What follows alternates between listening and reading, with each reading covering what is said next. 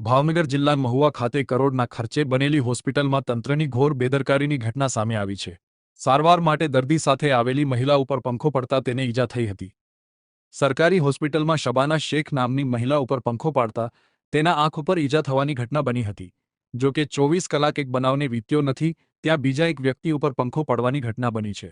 એક વર્ષ પહેલા જ લોકાર્પણ થયું હોય ત્યારે સતત પંખા પડવાની બનતી ઘટના હોસ્પિટલમાં થયેલી કામગીરીની ગુણવત્તા ઉપર સવાલ ઊભા કરે છે।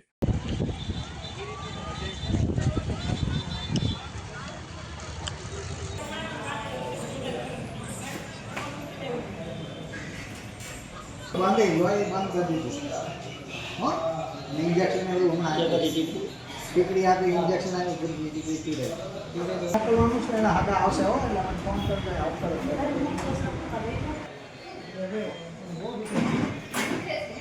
અમારું કઈ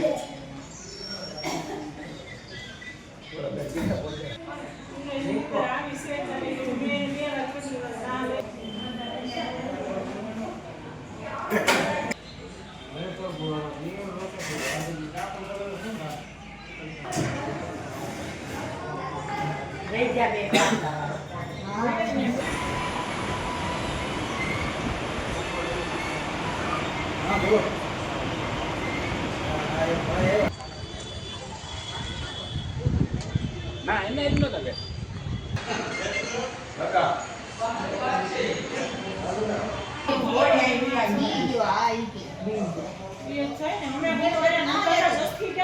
નામ શું અને શું ઘટના બની હતી?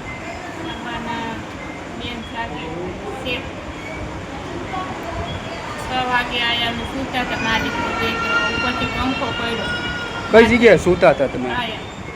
બરોબર. ક્યાં હોસ્પિટલમાં આવેલા છો તમે હાલ? સરકારીમાં. શું તમને કેટલી ઈજા પહોંચેલી છે? આંખ ફૂટી ગઈ છે. બીજે કઈ ઈજા થઈ છે તમને કઈ?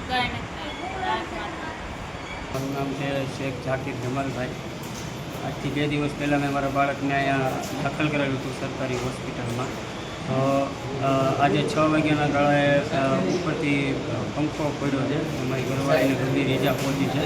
તો આંખના ભાગે વધારે લાગી ગયું છે, તો ટાંકા લીધા છે અને નીચે એકવાર લઈ ગયા ત્યારે ખાલી પટ્ટી બાંધીને મોકલી દેવામાં આવ્યા હતા। પછી અહીંયા સ્થાનિક લોકો એમ કીધું કે ભાઈ આમાં ટાંકા આવે એમ છે, ત્યારે આ લોકોએ ધ્યાન દીધું।